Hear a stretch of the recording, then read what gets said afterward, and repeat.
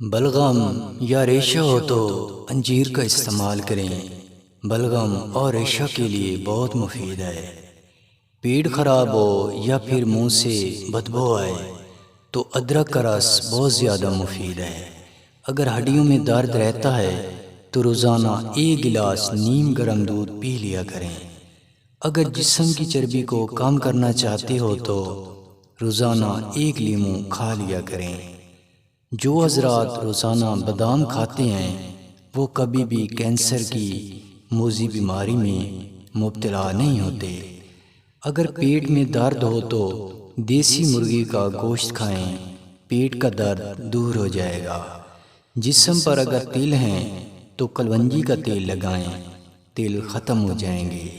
جو حضرات رات کا کھانا نہیں کھاتے وہ جلدی بوڑھے ہو جاتے ہیں۔ نظر کی کمزوری ہو جائے تو انڈے کی زردی کھائیں، بہت مفید ہے۔ اگر جسم میں خون کی کمی ہو تو لہسن کو لیموں کے رس کے ساتھ کھائیں۔ 4 چیزوں سے عضو لمبا ہوتا ہے: آڑو، کھیرا، گوبھی اور آم کھانے سے۔ 4 چیزوں سے عضو موٹا ہوتا ہے: سیب، بھنا ہوا آلو، گاجریں اور اونٹ کا گوشت کھانے سے۔